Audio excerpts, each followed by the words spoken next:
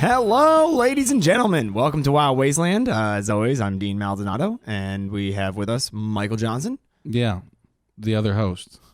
Of course. So that's why we have him with us. With who is us? It's all you of and the me. Listeners. Oh, all of them? Oh, it's not going to be an us and them kind of thing. You mean the theys? Oh, you're calling them theys now? Them are theys? Theys or them? I don't know anymore. I don't know pronouns. I saw one with an X. Well, we're on our third episode of Nikola Tesla, right? We're going to talk about him. You know what? Let's get into it, dude. I hear you got a lot to talk about. I do. So yeah, I finished up the docs. Okay. So I'll talk about the last two sets of documents. Oh, Jesus. You already did 1.5, right? Now so the first episode was half. Okay. Now the first set was like 300, 400 pages. Like 300, 400 pages, and like it was split up into two parts. Okay. The second one is only like 50 pages, and the third one was like another 100 maybe. Oh, so it was light reading for you. Yeah, exactly. Okay. So, and the second set was the FBI trying to track members of the American Slav Congress. Yeah, it was like Slavs. It was this group of people from the Slavic areas. Okay. Because at that point in time, it was like when Tesla was born, it was the Austro-Hungarian Empire. Yes. By the time that he came to America, it was like, I think it was Yugoslavia, and then it broke up again. That entire region just kept breaking and reforming. Yeah, now it's the Czech Republic and whatever else the other one is. Right? Yeah, there's the Czech Republic, and there's also Slovakia, and there's so many countries right there. I know. But so they had the American Slav Congress, which is a bunch of very well educated, prominent Slavic people in America that were basically trying to look out for the Slavic people's best interest. Okay. In America and back home. Seems like a lot, but sure. Yeah. Well, so what they did is they actually would have yearly meetings, and they would send out pamphlets, which were like a thick magazine. It had a bunch of articles, a bunch of stories. They even had like fictional stories, nonfiction stories, new findings, new songs, things like that. And so while Tesla was alive, he sat on the board of this, of the American Slav Congress, which is why they were looking into this in the first place. But they highlighted an article called Nikola Tesla by Pauline Klopaka. Oh, okay. Oh, yeah. Now, obviously, it's an article about Tesla, so it's going to give us an entire goddamn backstory on it. Yeah, no, it has to. Yeah. It's the only way it's supposed to do it. Yeah, she literally even quoted the entire, remember that section I told you where J.J. O'Neill in Prodigal Genius described Tesla when he first came to America? She quoted the whole thing in the article. But we got another quote from Prodigal Genius that was describing a lot of Tesla's inventions, so I'll just read you that now. Okay. It was Tesla's invention of the polyphase alternating current system that was directly responsible for harnessing Niagara Falls and opening the modern electric superpower era in which electricity is transported for hundreds of miles to operate the tens of thousands of mass production factories in our industrial system. Every one of the tall Martian transmission lines that stalks across the earth, and those wires carry electricity to distant cities, is a monument to Tesla. Every dynamo, every motor that drives every machine in this country is a monument to him. He discovered the secret of transmitting electric power to the utmost ends of the earth without wires, and demonstrated his system by which power could be drawn from the earth anywhere by making connection to the ground. He set the entire earth in electrical vibration with a generator. What? Yep, with a generator which sprouted lightning. God God, this whole thing's bouncing around on me right now. No, that's all right. So let's see. Where was I right there? Sprouted lightning that rival the fiery artillery of the heavens. Damn. It was a minor portion of this discovery that he created that he created the modern radio system. He planned our broadcasting methods of today 40 years ago when he saw the wireless only the dot and dash message that might save ships in distress. Tesla was an inventor, but he was much more than a producer of devices. He was a discoverer of new principles, opening many new empires of knowledge, which even today have only been partially explored. In a single burst of invention, he created the world of power of today. He brought into being our electric power era, the rock bottom foundation on which the industrial system of the entire world is gilded. He gave us our mass production system, for without his motors and currents, this could not exist. He gave us every essential current for radio. He invented radar 40 years before it was used in World War II. He gave us modern neon and other forms of gaseous tube lighting. He gave us fluorescent lighting. He gave us high-frequency currents, which are performing their electronic wonders throughout the industrial and medical world. He gave us remote control by wireless. Holy shit. Yeah. He did everything. It was crazy. Changed the world. Seriously, yeah. And he did it all relatively for free because none of those things were patented, right? Like none of those. No. He was really against patenting a lot of his things. Because imagine that, like if every dynamo engine, every AC thing that you see, if it was what's his name? What the hell's his name? Who am I talking about? Who did DC? You mean,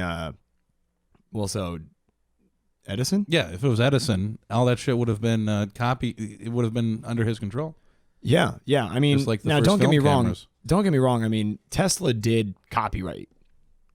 Yeah, he had patent. He had to, otherwise it wasn't his invention. yeah, But he just gave the copyright and the patents to people. For he free. was. Yeah, he wasn't like holding it with an iron fist. Exactly, because he also, as I was telling you last episode, he was very, I don't know, scatterbrained. Like he would just get more excited about a new thing. Oh, And so yeah. he's just like, okay, here, take this patent and do something with it. Like I basically did the entire thing.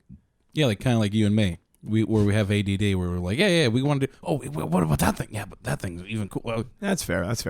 but yeah, like Edison was actually like an iron, like when he invented something like the camera, right? Mm-hmm. When he invented the camera, which was an Edison invention, he controlled that with an iron fist. Like if you wanted to make a film, you had to pay Edison some money.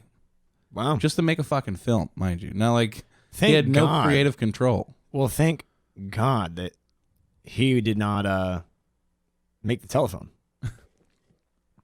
Yeah, that was Graham Bell. well, that's disputable, but Well, sure. we can talk about that in another episode. Yeah, we're going to talk so- about 1920s inventions. So back to Tesla. She also notes in her paper that Tesla on his 80th birthday talked about how he had perfected a tube for atom smashing, and also he presented a system for interplanetary communication. Now, we lightly touched on this last episode. Yeah. It's called the Tesla set, Okay. and it's like a radio that last episode we were talking about. There was a woman and her husband, Miss Margaret Storm, which we'll actually get back to later in this episode, Oh. how they were handing out that speech where he talked about the Tesla set, Mm-hmm. and that supposedly they had been working with Tesla engineers after Tesla died, and they had created a Tesla set and were talking with aliens. Okay. So sure. we'll get to that in a bit. That's so- wild. Yeah, I know, it's insane. It's fantastic. Like if I was that smart to invent interplanetary communication, I'd probably be scatterbrained too. I'd be like, man, I want to invent that, dude. Right? I'm like, wait, what's better than that? And I'll just keep on going from there. So the FBI is primarily concerned with these pamphlets and this party because they think that they think they're communists. They yeah. think that they're communists and pro-communist. This is during the Red Scare, right after World War II. So obviously, their natural response is start photocopying all of their pamphlets. Yes. Photocopy everything. Wait, what are they talking about? Anything Exactly. communist? Even remotely communist? They just have one sad person sitting in an office reading all these pamphlets. Now, Hoover was definitely fucking reading it with a dildo up his asshole, just like, oh, man, I'm going to find these fucking reds. And he just has like a pen because the highlighter wasn't invented. Well, so they actually, a lot of their articles that were noted was that they really supported the Progressive Party in 1948. Okay, that's not a party anymore. Like, No. It disbanded in 55. Oh, okay. Mainly because people kept thinking they were communists. Weird. It was led by FDR's Vice President Henry A. Wallace. Okay. And it's the party just wanted some really unthinkable, untenable, really un-American things. Yeah. They, in 1948, sought desegregation, the establishment of a national health insurance system, an expansion of the welfare system, and a nationalization of the energy industry. Get the fuck out of here, you communist piece of shit. I don't want any of this. And now 71 years later, we're lobbying for the same stuff. Communists, these commies.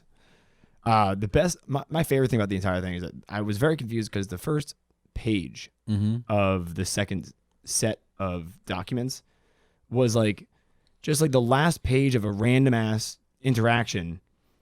They didn't tell you, they redacted a ton of the names. Of course they do. And after I got to this point, I finally put two and two together. That was communication from people actually on the board of the American Slav Congress. Yeah. Okay. And they were, it was that one redacted person was attempting to persuade the other redacted person to really calm down about the fact that people were assuming they were communists. And his advice to redacted number one was literally, if you want them to stop thinking you're a communist, just stop hanging out with known communists. Yeah, but it's so fucking hard, though, man. They're all over the place. It was a simple answer, I guess, Which, that could have helped, but...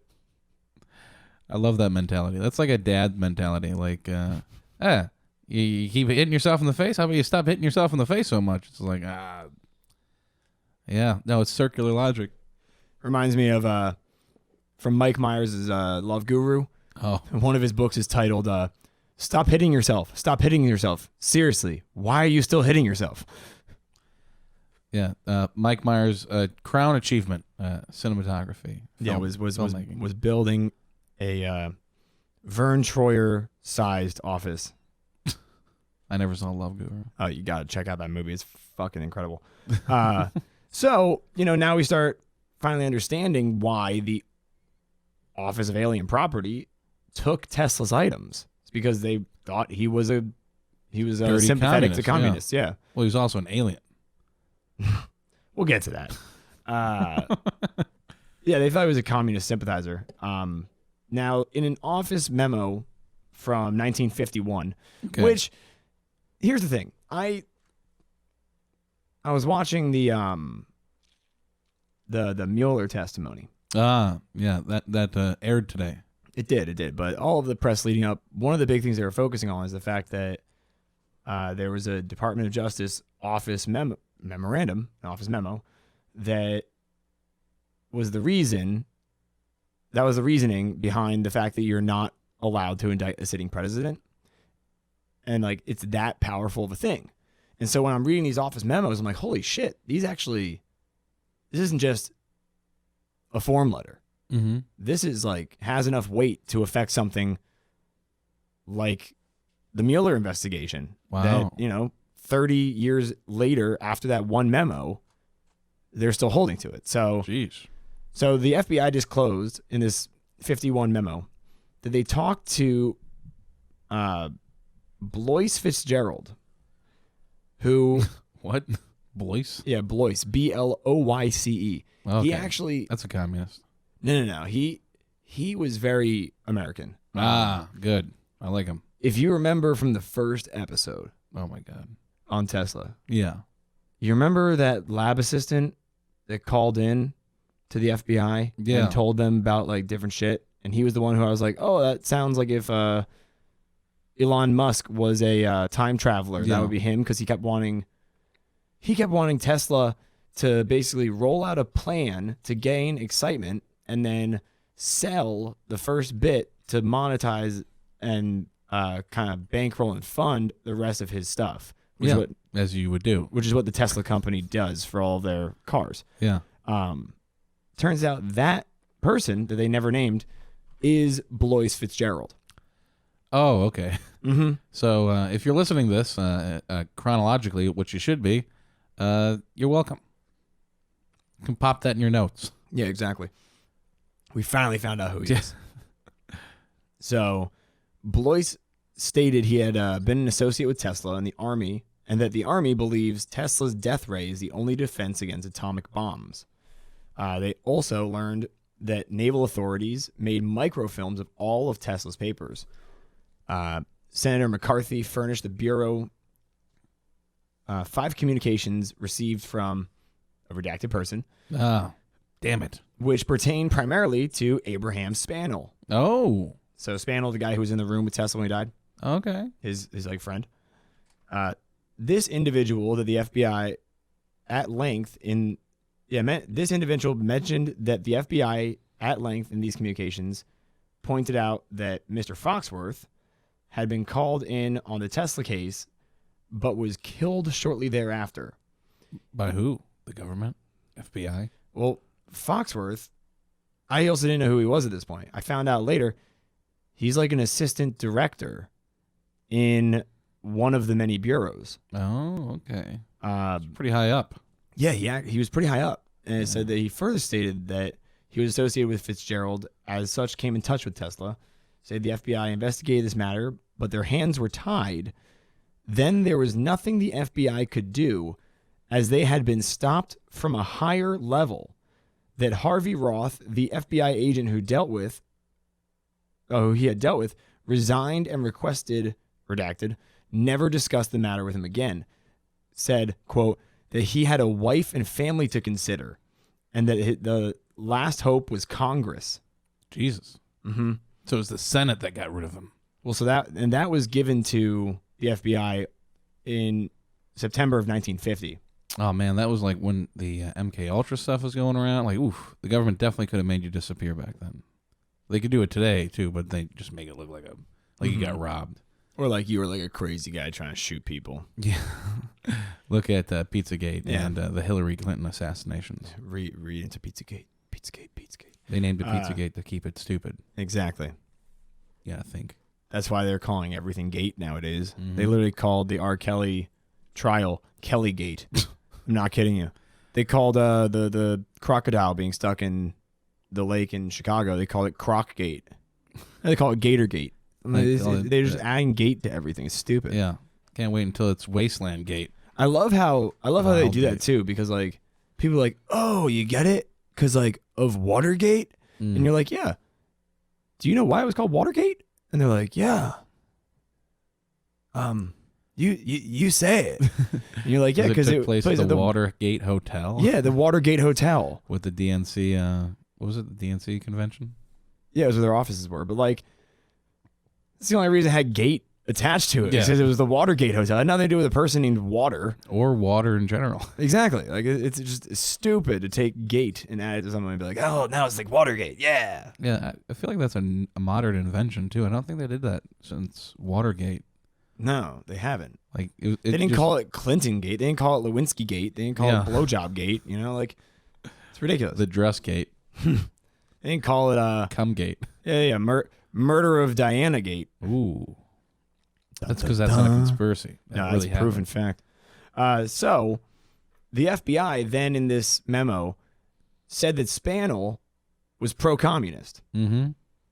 Mainly because Spanel was a communist. No, he was suing them for libel. Basically writing about him and slandering his name in writing. Yeah.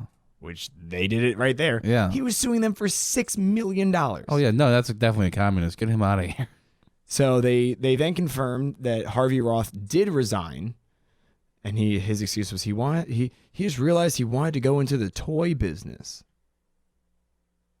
Yeah, and they like even put the address of the shop and shit like that. Like, oh really? My God, yeah. That same guy who was quoted saying that he has a wife and family to think about. Yeah. And that the last hope is Congress. I just want to work with yo-yos. I just want to do toys. I just want to stock puzzles, man. Yeah, no, That's it. Why would I want to be an assistant director of the FBI? I would rather just play with fucking blocks all day. Sell to kids.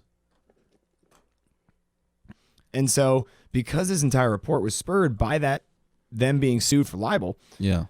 it ends, literally the quote on the last sentence was that they're going to limit anything I can furnish him to public record material and will only go as far as needed to protect the Bureau's interests. But that's basically the end of the communist stuff for right now, okay? Okay, all right. I know you're getting I saw you getting kind of glassy-eyed. You were really kind of... Yeah.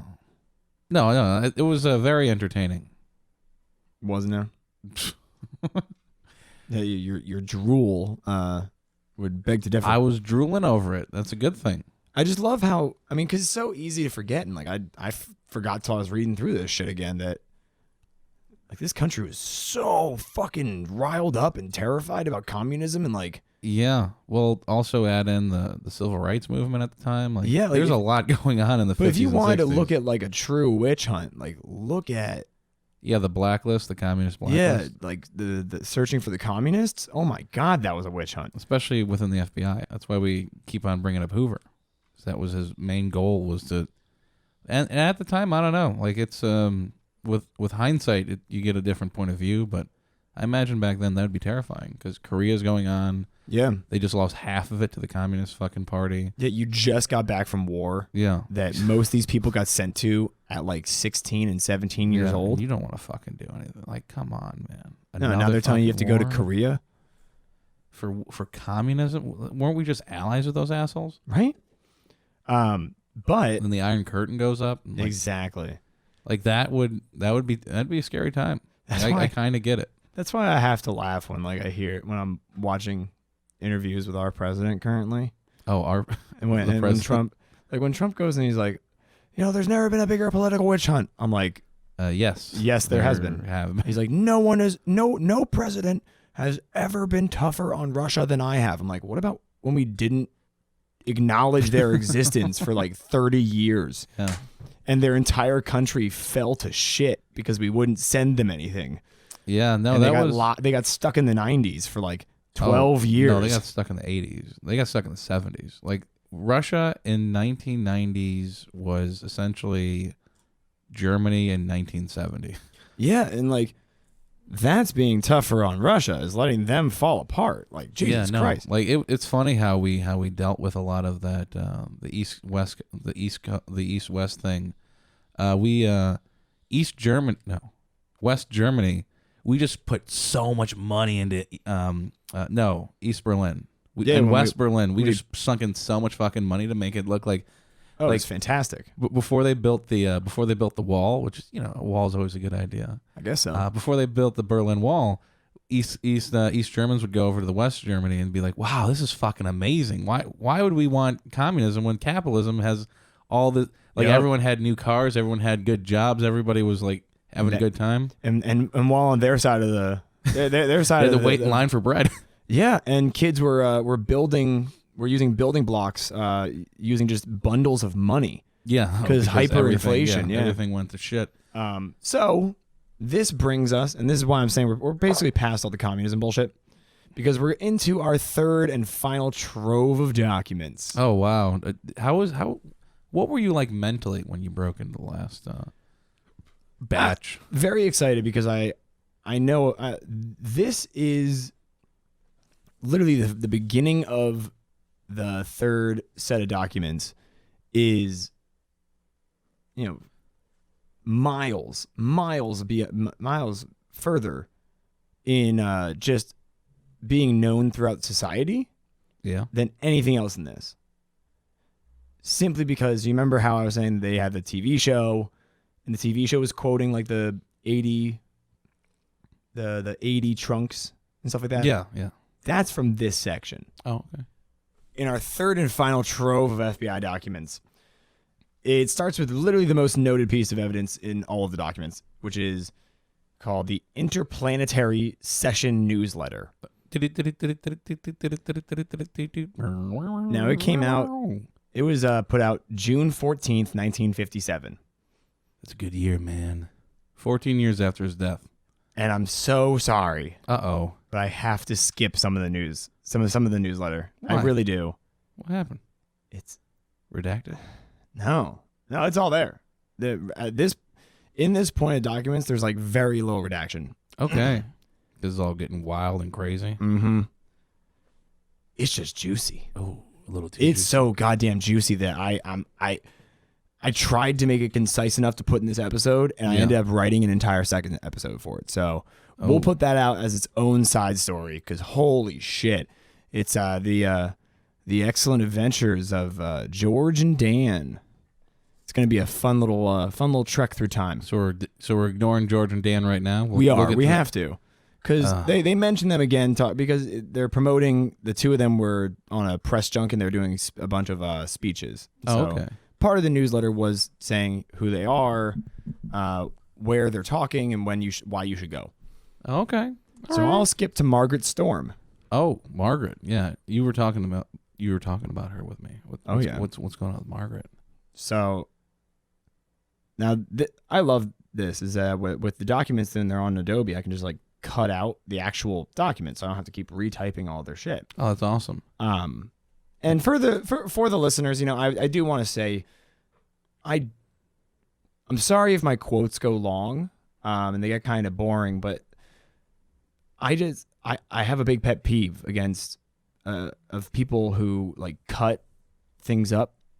Yeah, misquote things. Well, it's not even misquoting. I mean, you're quoting it, but by trying to make it more concise and cutting it down, like, you totally change the meaning. Yeah, which is fucking the worst thing you can do. Yeah. So though you may suffer through, at least you know all of it, all right? Well, you also have a fast forward button.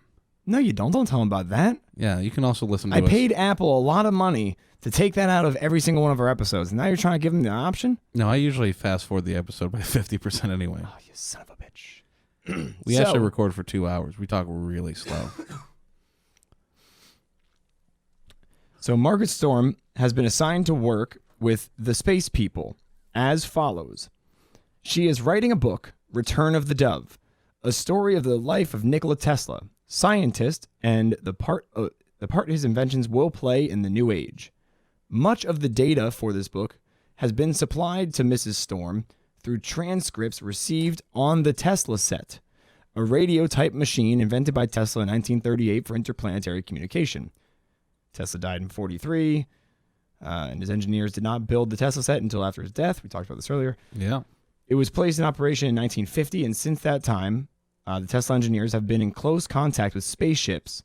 The space people have visited the Tesla engineers many times and have told us that Tesla was a Venusian from Venus, brought to this planet as a baby in 1856 and left with Mr. and Mrs. Tesla in a remote mountain province that is now Yugoslavia. Of course. This all makes sense to me now. He's a Venusian. Yeah, he's from Venus. Yeah. He's an alien. No, that makes the most sense. And the funny thing is that it's very like commonly stated that Tesla was born in a lightning storm. Yeah, that makes sense. Yeah, it would be the best cover for a ship to drop him off. And why he loves lightning so much. Oh, yeah. He loves electricity. So she goes on to talk about Prodigal Genius and how that book covered most of the technical life achievements of Tesla, but it didn't. But she said it mischaracterized him because it didn't bring up his esoteric nature. But she did note that because of that, she was very happy with Prodigal Genius because it meant that she did not have to delve into any of those things in her book.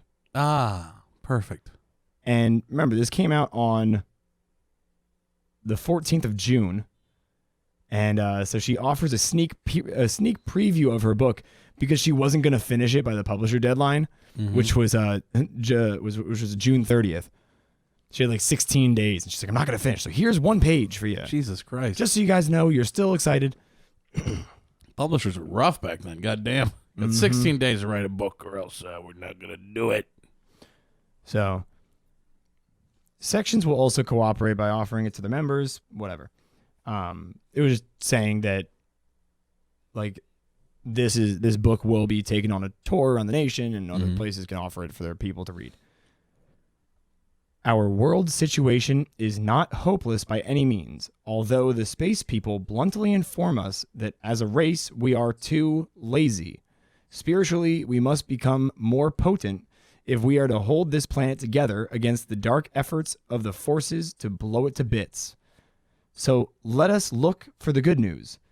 Look for good news from England, where the messages of George King have at last reached the scientists, the press, and the Queen. Look for good news from Calvin Gervin of California, who is one of the best space contacts in this country. Look for more good news at the Van Tessel Dan Fry lecture on June 20th. That's George and Dan. Oh.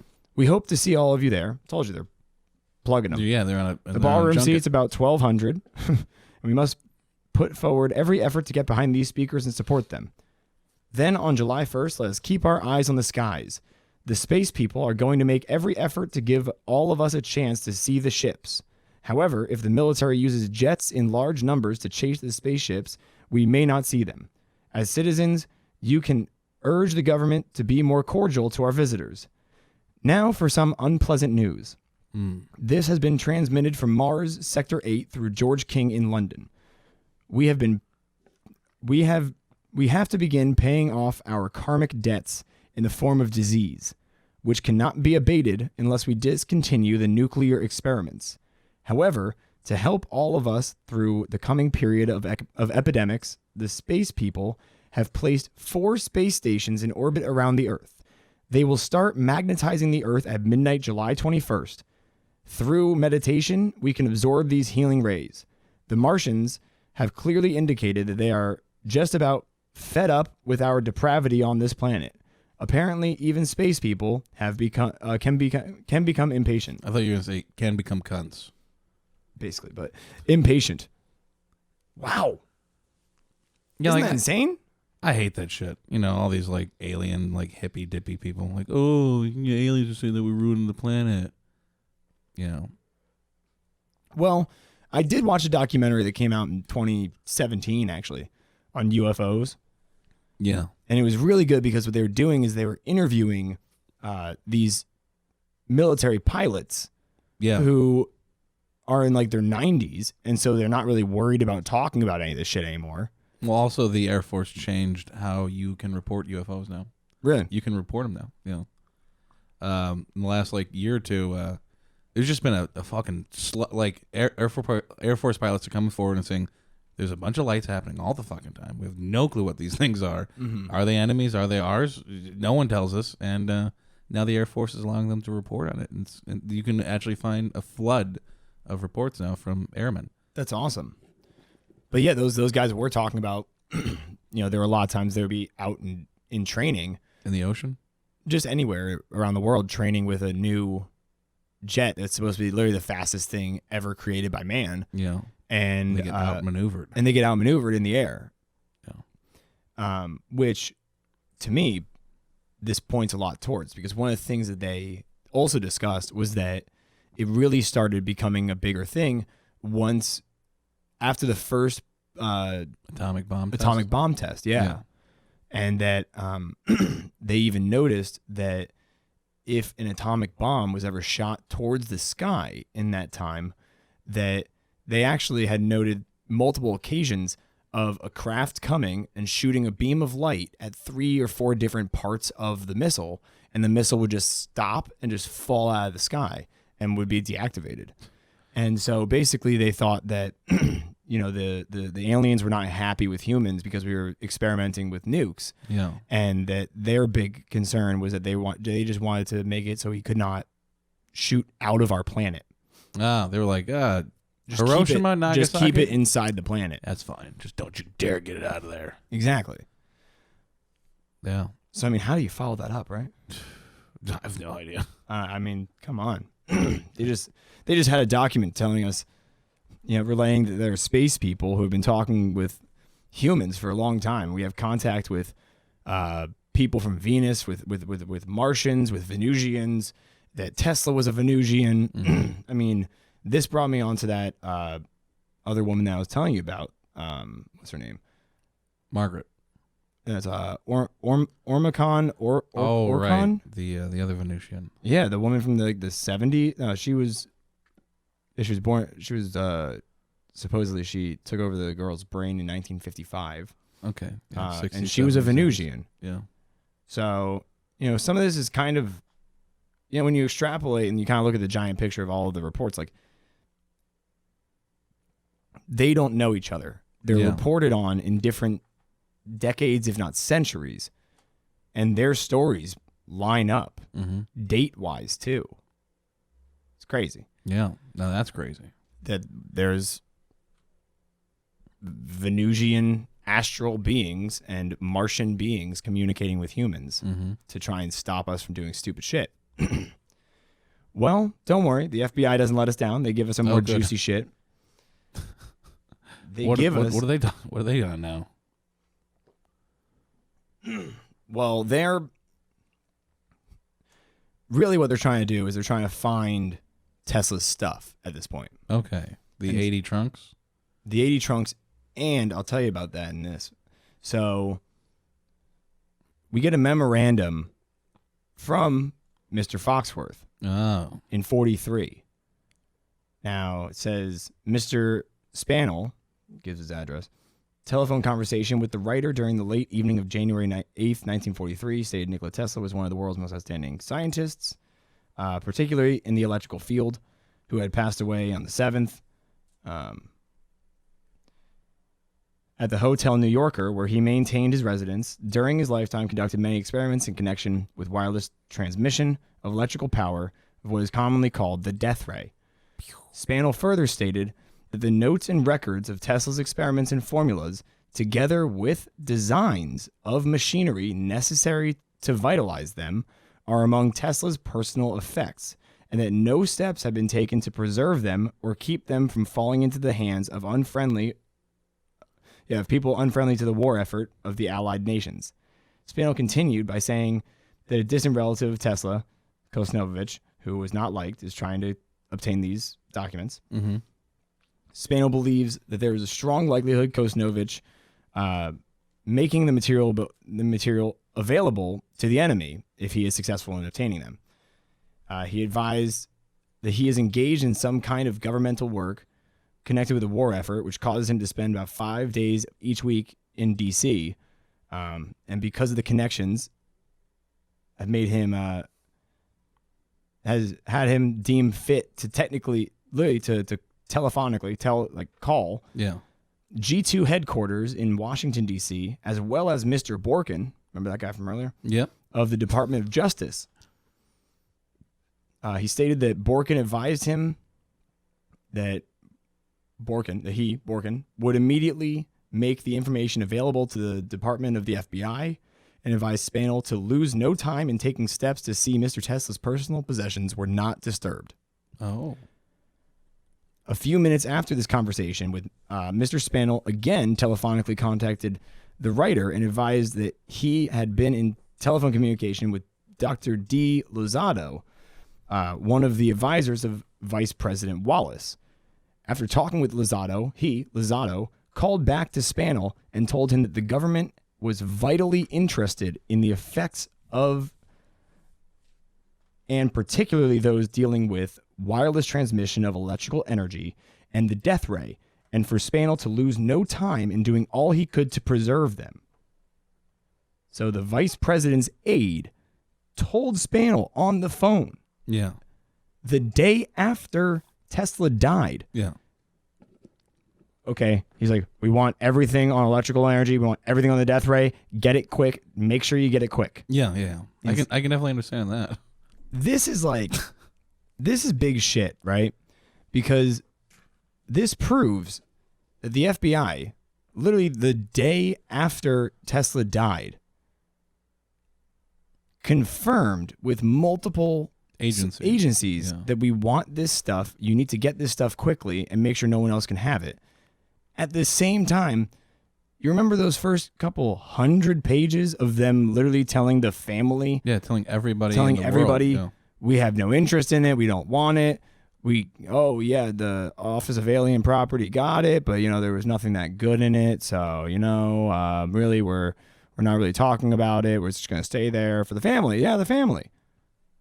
Assholes. This also proves a lot of conspiracy theories because everyone always said, like, back in the day, like in the 80s and 90s, like every documentary that you always watch and that kind of crap, it's always like, yeah, the government took all the Tesla stuff the day after.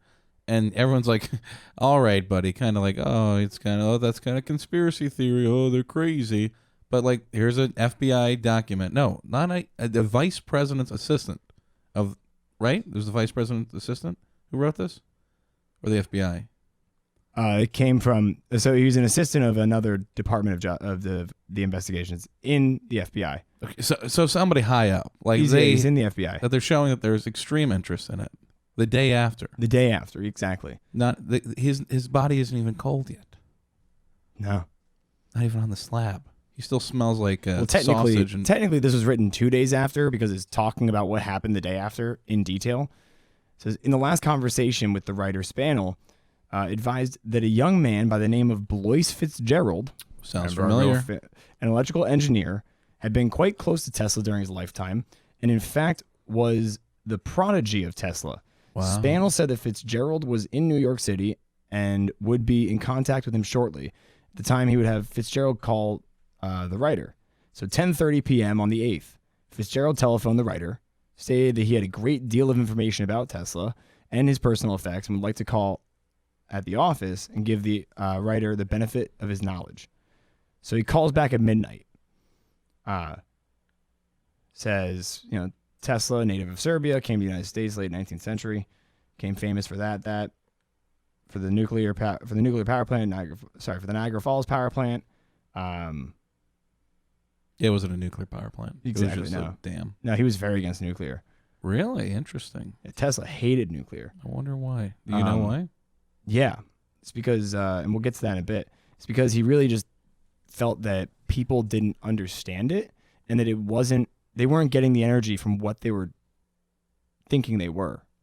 And he was basically saying that the majority of the energy they were getting was from the earth, and that they were reading it as this nuclear energy, and that people just didn't know what they were doing, and they're very, very dangerously testing very unstable things. Yeah, no, from my understanding of nuclear energy and how it's produced, it is, like, when you break it down, it's just a steam-powered engine.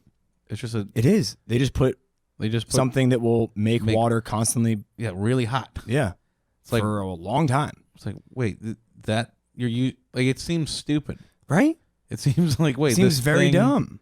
This thing that's producing heat, you're just using it to boil water? Exactly. Like, I don't know. Yeah, I can definitely see where he's coming from. Kind of like that Einstein, the biggest thing that he wanted to disprove was the concept of gravity, because it doesn't make any sense.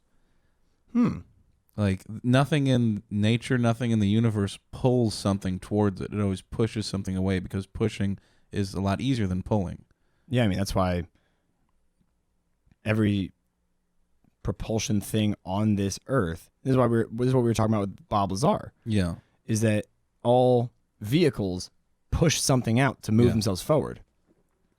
Nothing in the world pulls except for gravity, which is the main construct of everything. So something there is weird, is different.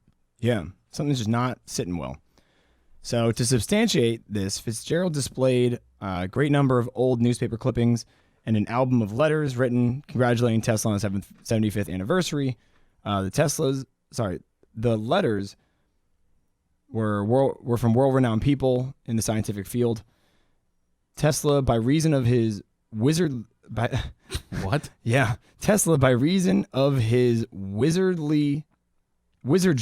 Okay. Were you reading Harry Potter or something? What happened here? No. Listen, Tesla by reason of his wizardry became a consultant to Marconi, Charles Edison, and many others. Tesla's induction electrical motor was sold by him to Westinghouse for $2.5 million. My goodness. That's back then money. Yeah. Oh my God, I don't even want to do the inflation calculator for that. It's probably like 30 or $40 million now or something like that. 40. Is this 1940s money or 1930s money or 1920s money? Well, Because it gets more and more ridiculous the further back you go. Well, it would have been when he sold the motors to Westinghouse. So probably like 1906 money. Oh, shit. Yeah. Probably like $100 million then or something crazy. Probably almost $1 billion. It's $1 trillion. It's insane. They just gave him. So Fitzgerald stated that of late years, he had become a confidant of Tesla and knew that Tesla had and was carrying on extensive experiments for transmitting electrical power by wireless and with propelling electrical rays possessing sufficient power to destroy implements of warfare such as airplanes and submarines. Within the past month, Tesla told Fitzgerald that his experiments in this connection had been contemplated and perfected. Fitzgerald also knows that Tesla has conceived and designed a revolutionary type of torpedo, which is not presently in use by any of the nations. It is Fitzgerald's belief that this design has not been made available to any nation up to the present time. Now, statements from Fitzgerald made to Fitzgerald by Tesla, he knows that he completed the plans, specifications, and explanation of basic theories of these things are someplace in the personal aspects of Tesla. Fitzgerald also knows that there is a working model of Tesla's which costs more than $19,000 to build in a safety deposit box of Tesla's at the Governor Clinton Hotel. And from statements made by Tesla, Fitzgerald believes it has to do with the so-called death ray, or wireless transmission of electrical current. In past conversations, Tesla has told Fitzgerald that he has some 80 trunks in different places containing manuscripts and plans having to do with experiments conducted by him. Fitzgerald knows that Tesla has for several years stored some of his possessions in a warehouse someplace in New York City. Of recent years, Tesla has become more or less destitute, and for the past 3 or 4 years, the government of Czechoslovakia has been paying him a substance of $500 per month, part of which is used to pay the rental for the warehouse accommodations. Mm. So this is a paper trail. This is a paper trail leading to like everything that we've been talking about. Exactly. Instead of like just one document saying something, now we have another document confirming it. It confirms everything. Yeah. Which is weird that we found at the last patch. Yes, it's in the very end. The fuck. After this, after that, it's just like, so they're called teletype memos, and it's just a phone call that they type out. Oh, so it's been stenographed or whatever? Yeah, they do that for anything when you call in. And the first one was literally just the teletype messages from what I just read to you. Okay. So that was really fun to read that in all caps. Stop. Stop. Mm-hmm. Stop. So the second teletype is more interesting. Oh, okay. Because it says how the safe was opened and Sweezy took a book from the safe, which was compiled from letters to Tesla. Yeah. Kosnovich took 3 pictures of Tesla from the room and then closed the safe and sealed it. Kosnovich was the only one who knew the combo after they had that safecracker open it. Yeah. Funny enough, they actually later, like I had to sift through a shit ton of documents because Sava Kosnovich started getting threats, and he was a good friend of the New York mayor LaGuardia, Okay. that the airport's named after. And so the FBI investigated it and told him, well, if you stay out of the newspapers, you should be fine. So yeah, they say in this teletype that they moved Tesla's the safe end about 2 truckloads of material to the alien property control warehouse. Okay, so probably about 80 trunks. Mm-hmm. Okay. But the warehouse notes that they already had approximately 30 barrels and bundles belonging to Tesla that had been there since 1934. Okay. Now, that was what they were just talking about. When it says in past conversations, Tesla told Fitzgerald he has 80 trunks in different places. So 30 of them were in the alien storage unit already. That's that warehouse or whatever. No. And then he was also saying he had other possessions in other places. Yeah. These weren't the trunks. No, these were barrels. 30 barrels and bundles of like papers. Yeah. And those have been there since 1934. He forgot about them. He's like, I'm moving on. There was also some property, this is in the teletype, said to be a working invention in a safe deposit box in the Governor Clinton Hotel. That the hotel would not release to anyone until someone paid the $400 bill they were still owed for that safe deposit box. You're never getting that money. Right? I'm like, come on. The is government it still there? I'd pay $400. Well, no, they don't have what number it is. Oh, what? Safety deposit box? Yeah, they didn't. They wouldn't disclose it because I was watching one where they actually went there like a while ago, and at this Someone point in has time, to know that Tesla. I mean, I'm sure at some point somebody got it. Yeah, God damn it! Like I say, Westinghouse paid him like $2.5 million 30 years before that. $400 for someone from Westinghouse would be like nothing. Yeah, but you know. And then they put the letter from John G. Trump in there again.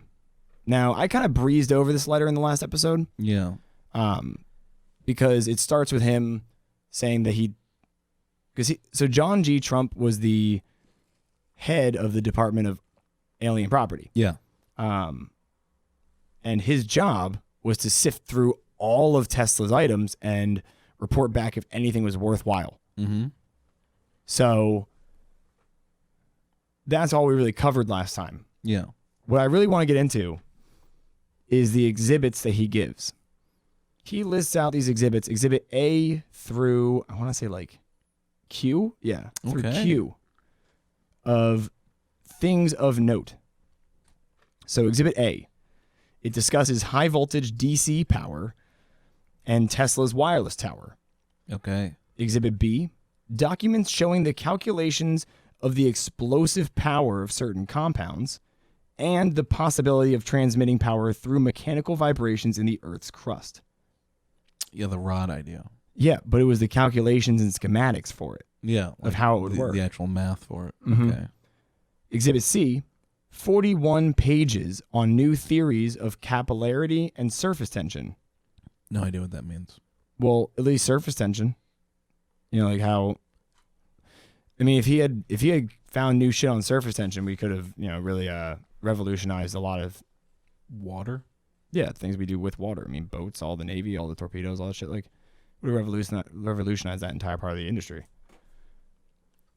Exhibit D was answering the questions raised by Soviet engineers in 1935 about generating high voltage by electrostatic means, which literally he got questioned by these Soviets who were like, that doesn't make any sense. Yeah.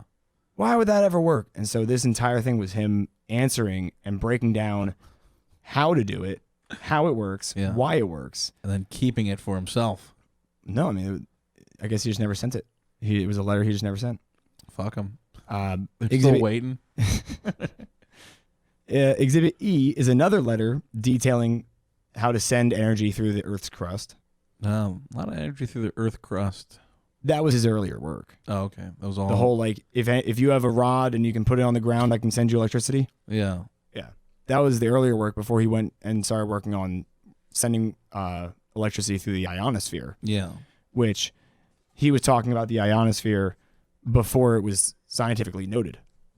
Yeah, they were like, what are you talking about? They're like, there's nothing there. He's like, yeah, there's an entire level of our atmosphere there. And they're like, no, what do you mean, the air? There's more air above our air? Yeah. Yeah, kind of. It's like filled with electricity. It's like a sky where the clouds live?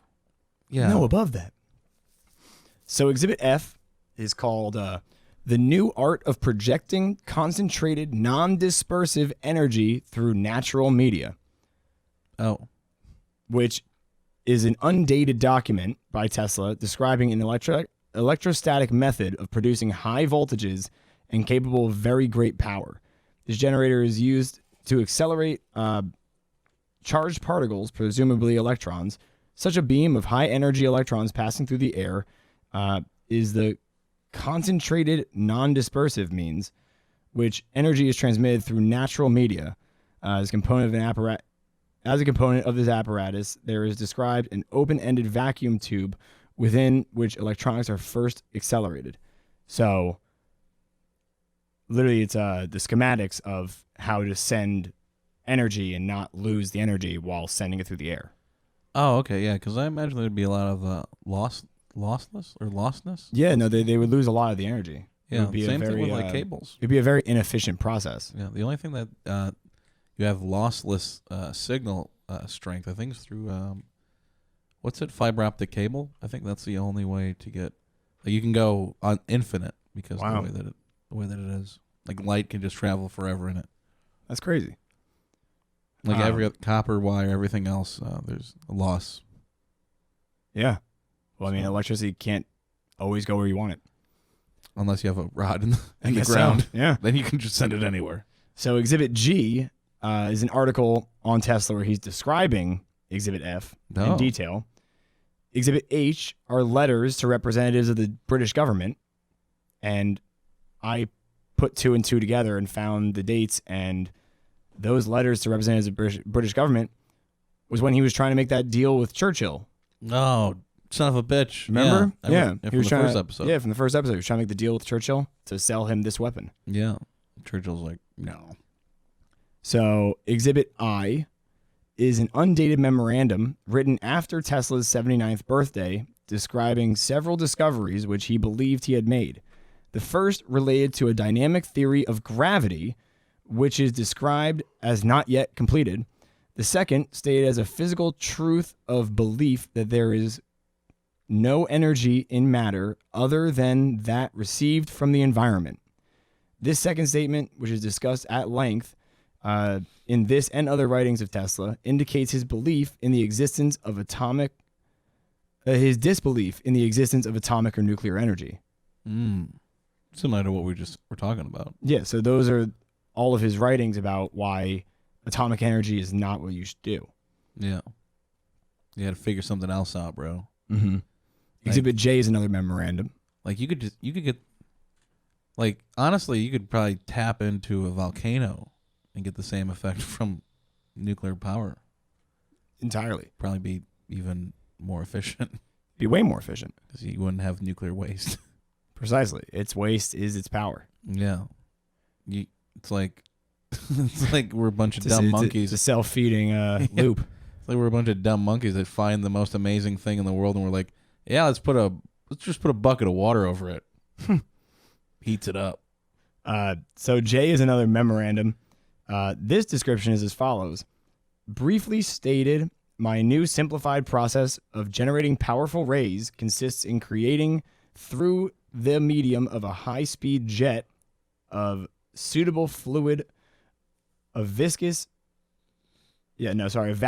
space around a terminal of a circuit and supplying some with currents of required tension and volume. So it's literally him just going into detail about how to generate these powerful rays and what kind of a medium you would use and need to keep them going. Oh, okay. And remember, Trump said there was nothing of merit in these documents. Well, all this stuff is pretty dry. It's kind of building on each other. Weird. Well, it's pretty funny that out of like how many numbers is Q? Like 20 or something? I don't know. A, B, C, D. Like 15. Like 15 groundbreaking scientific things is pretty impressive for any scientist, and they're just like sitting there. Yeah, these aren't even the things that people know about, and we have like 70 groundbreaking things. Yeah, we already have 7. This is like when Prince died, and then they found the vault. The vault in his house. Yeah. Like, wait, what? He literally was recording like 40 hours a week. It's like, oh wait, you mean to tell me that there's actually 17 times the volume of his lifetime of work that he didn't even release. Oh man, Crazy. Are you saying that he could release an album a year for the next 100 years? Posthumously? Insane. So, Exhibit K is a letter from Tesla talking about this new form of science, which he calls a new art. He says he you calls mentioned art a few times. He calls it a new art with which unbelievable wonders can be achieved. What's he call it? It's called telegeodynamics. Yeah, telegeodynamics. And the letter's talking about how he literally spent $500,000 obtaining licenses for it. It's weird. Like through the government to be like a recognized thing. Oh. Exhibit L is Tesla's new system of fluid propulsion. 20 typewritten pages describing a system of fluid propulsion in which the conversion from hydraulic to rotary mechanical power is achieved by passing the fluid between flat circular discs, shaft mounted and enclosed in a casing. The dude was trying to like even modernize pipes. Yeah, no, like pneumatic, like that's the pneumatic systems. Who would have seen that coming? Right? He's like, oh, well, I'm really interested in electricity, but that dumbass kind of like stick and rock shit over there, yeah. if you just did it like this, it's going to be like 70 times more efficient. It's too bad. Yeah. Who killed him? Government? That pigeon. That's his wife? So Exhibit M is a letter where Tesla discusses the history of harnessing energy to tell the people how atomic energy is unnecessary and not well understood. He discusses the subject of, quote, wind, tides, lightning, and water power as a source of commercial energy. Oh, that's almost like what we've been trying to do for like the last 15 years. The end of it, he states that he can send electrical energy at a distance of 12,000 miles with a loss not exceeding 5%. I don't know if that's good or not. That's incredible. Oh, okay. Yeah. From wind? I mean, I had a you know the how they sell like that sticky backed LED strip lighting. Yeah. It's like 20 feet. Yeah. Yeah, we took the 20 feet and we put it around the ceiling. Yeah. You could see how far the energy could like go because the sucking. lights got faded near the end. Wow. Yeah, it couldn't even go 20 feet. Where was without Tesla losing- on that? Well, they took all his shit. Fuck. And that was one of the ones that really stuck out to me because it's literally him talking about green energy. Yeah, renewable energy through Wind technology, wave farming, harnessing lightning. Yeah, like, It's insane. and we still don't do it to this day. And that was written at least before 1943. Yeah. And I remember back in 2004 reading an article about a proposed wave farm off the coast of England, in between England and France, Yeah, where it would be 1 square mile. That's all it would be. and it would power England and It would, France. it would power the majority of Europe. Well, you don't even have to have it on the surface. There's under. Well, no. You want it on the surface. Yeah, but I'm saying like you 'Cause don't the way- even have to. Well, the way it works is it's like there's currents under on the bottom of the ocean. yeah, but so imagine like a long metal tube, right? Right. And the every internet. no, just a long metal tube, and every few feet there's a hinge Yeah. that allows it to rotate. When the waves pass by it, this thing just goes with the waves, right? Yeah. And each one of those joints, while it's moving, it's creating electricity. Yeah. That's the motor, is just the waves constantly being there. So putting it on top is you don't need it to be that big. It's incredible. Mm-hmm. We don't use it at all, It's fucked up. right? Super fucked up. Exhibit N. So Exhibit N describes sending large amounts of electricity from far distances. No, So he's he's- all about that. So he's literally breaking it down and describing it in detail. Exhibit O, Tesla proposed a world system for wireless transmission of both power and communications. which ended up becoming radio. Oh. Yeah, long the long projecting radio waves. Mm-hmm. He conceptualized that way back in like the 20s. Yeah, AM. Yeah. So, Exhibit P is an interview with Dr. Nikola Tesla by Alden P. Armangano. Yeah, for Popular Science Monthly in 1928. It's an 11-page memorandum written in popular conversational style, describing an interview with Mr. Tesla and reporting his present work. This report includes statements on a new airplane, on rocket ships, on wireless transmission of power, on a world system plan for transmission of speech and television, on the impracticability of harnessing atomic energy, on radio activity, and on the acceleration of charged particles, such as cathode rays, by high voltage. Back in 1928. Yeah. We didn't go to the moon until 69. We didn't go to the moon until 69. We didn't finish World War II until 1945. Right? Jesus Christ. Calm down, Tesla. Give us a break.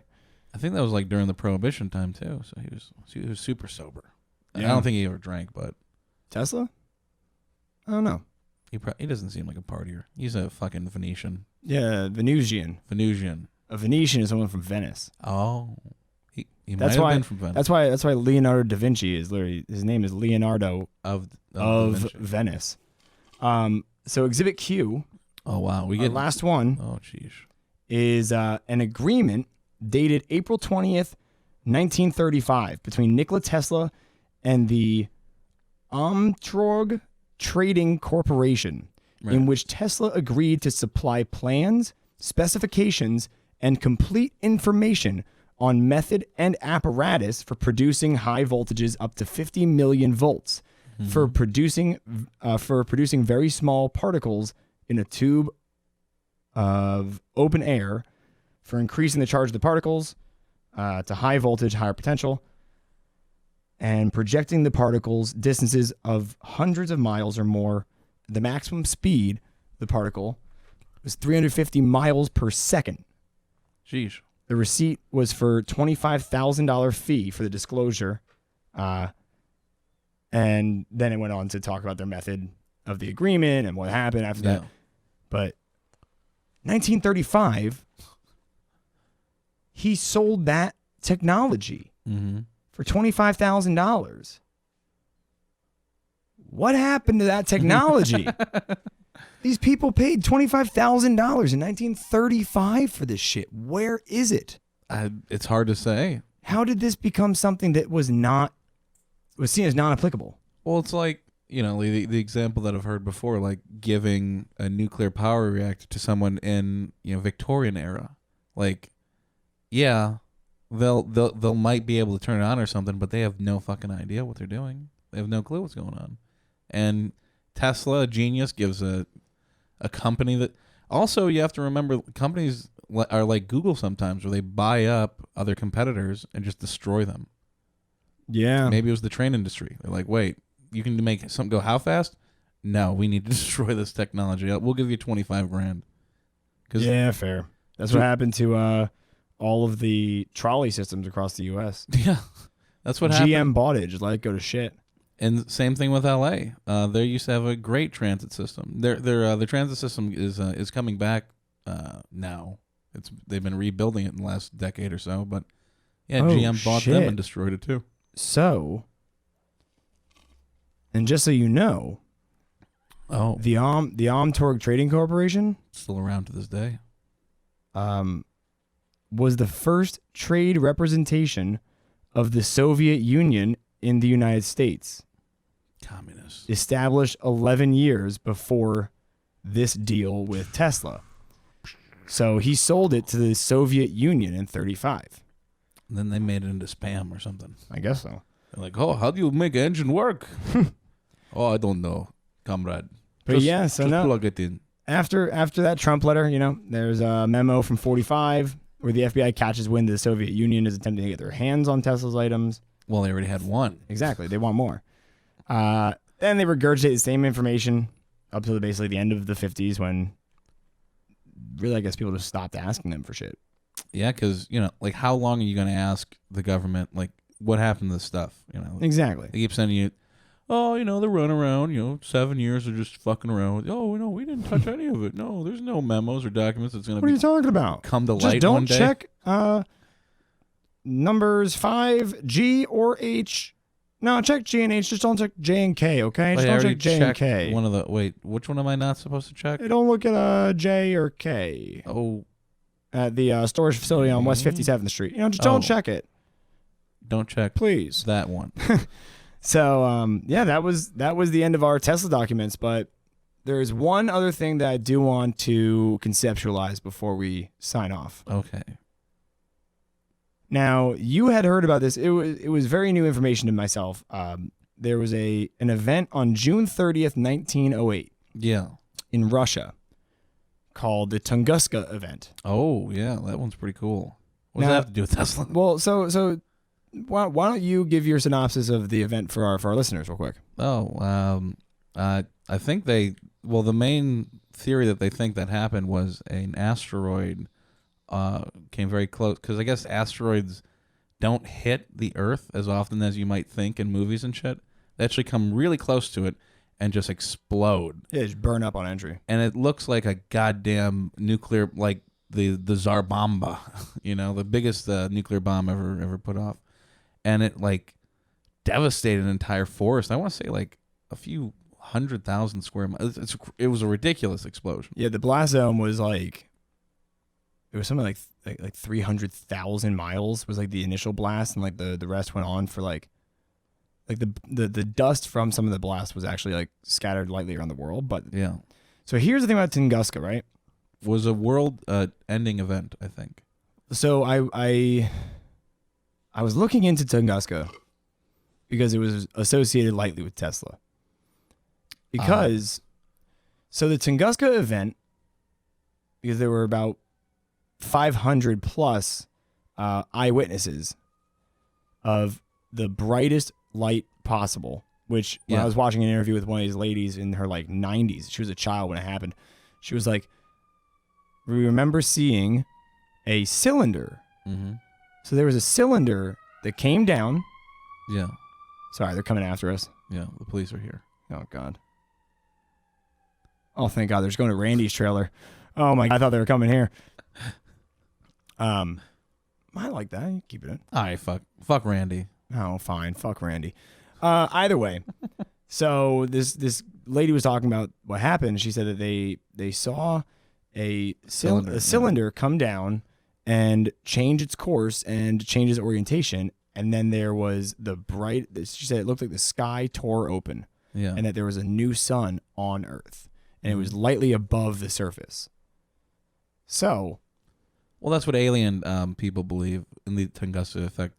They think that there are like alien Tesla cannon type things all over the Earth that are because especially for like Russia, we've had like in our lifetime we've had like 2 or 3 like huge asteroid. You saw that one a few years ago where it was like lit up the sky, and then it just like fucked off.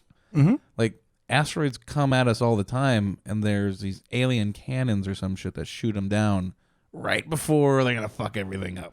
Well, so that's the thing, right? Is that initially the Soviet Union did come out and say, we don't know what did this. We know that there was something in the airspace. We don't know what it was.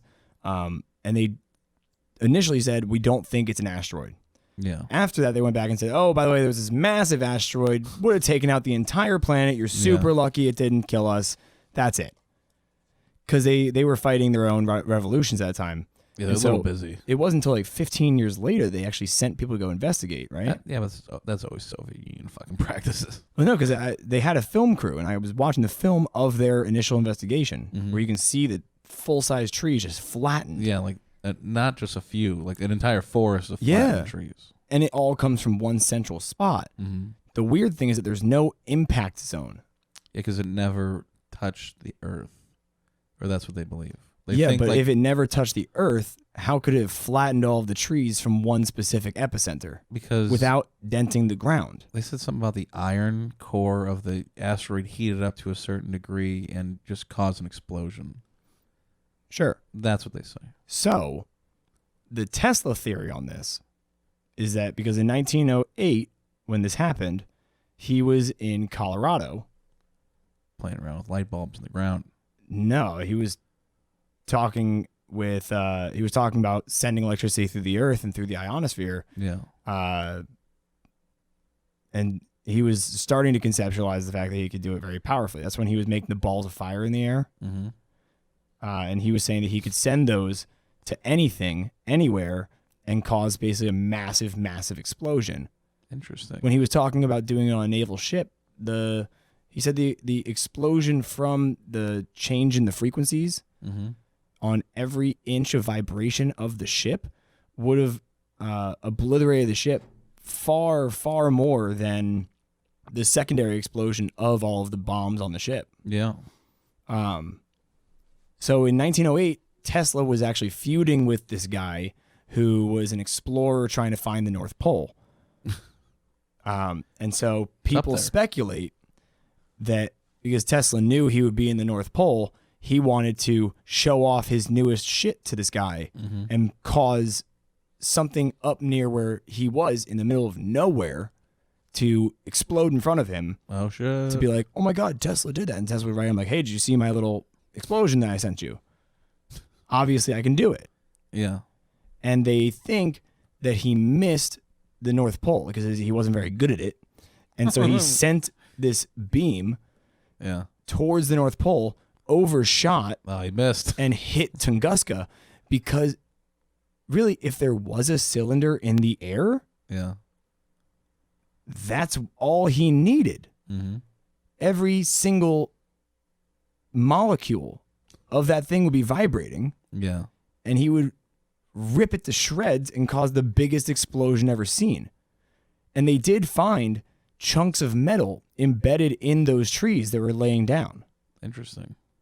So that's what I think really happened, was Tesla was fucking around and caused the Tunguska event. Okay. It's plausible. Yeah, it's possible. I didn't say it wasn't possible. No, you said it was plausible. It's plausible. What's the difference? One is conceptual, one is actual.